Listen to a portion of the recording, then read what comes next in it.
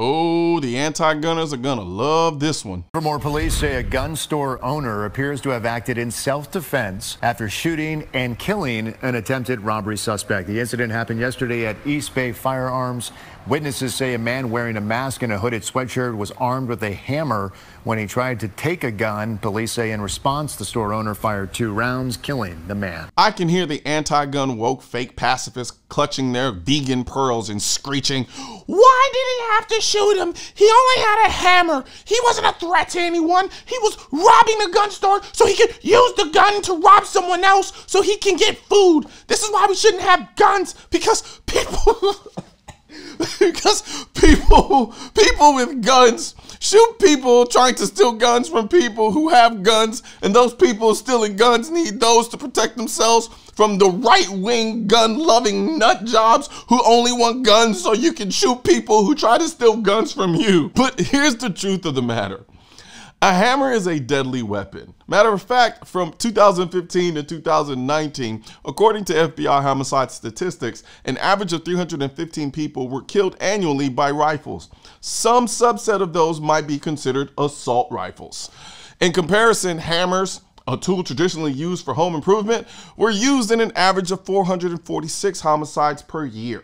Now, in the interest of full disclosure, in 2022, 367 people were murdered with a blunt object versus 541 with a rifle and 186 with a shotgun. But as noted in that stat, due to the FBI's transition to a new crime reporting system, only 15,726 of the 18,888 participating law enforcement agencies submitted crime data to the FBI for 2022.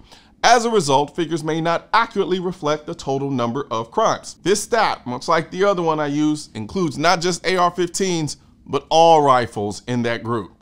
Either way you slice it, a hammer is very much a deadly weapon, which, if being attacked by someone with a hammer, you'd likely be justified in using a gun against that person to defend yourself. I don't rejoice in the death of anyone, but I do celebrate people justifiably defending themselves, especially when you live in a state that does everything in its power to embolden criminality while severely restricting the law-abiding's ability to have a firearm. Granted, trying to rob a gun store with a hammer is a level of idiocy that my brain can't compute. Not because a hammer in the hands of someone willing to harm you isn't dangerous, but because you are at a gun store. And though you may inflict serious injury on that immediate person, doesn't mean there won't be other people with guns at the gun store there to shoot you. It's not like he was trying to steal that gun so that he can do good in the world. He was very likely trying to steal the gun to victimize other people. But as pointed out in the beginning of this video, there are a lot of people out there who would not see this as a self-defense situation. And unfortunately, sometimes these people are DAs and family members of the suspect, especially in places like California. A lot of DAs are anti-gun and beholden to the anti-gun lobby. So they salivate when they see cases like this because they think they can make an example of the person who used a gun to defend themselves against a hammer and prosecute you to the fullest extent of the law, even if it has no chance of actually winning.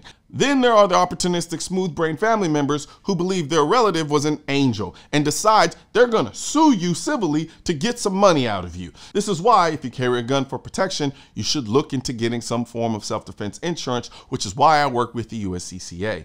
With the USCCA membership, you not only get access to self-defense insurance that gives you the ability to choose your own attorney, get money up front, and a daily allowance to help offset time off work, you also gain access to their library of incredible two-way and self-defense information and training that will make you an overall better gun owner. So if you're interested in learning more about a USCCA membership, I put a link in the description section of this video. And most importantly, because we want the masses to see how the law-abiding citizens use their guns in self-defense on a regular basis, be sure to give this video a thumbs up and leave a comment so that the YouTube algorithm will show this video to more people and subscribe to the channel. Oh, and don't forget to swing by shop.Mr. Noir and pick up our new, embroidered hoodies like the one I'm wearing right now. I'll put a link in the description section for these as well.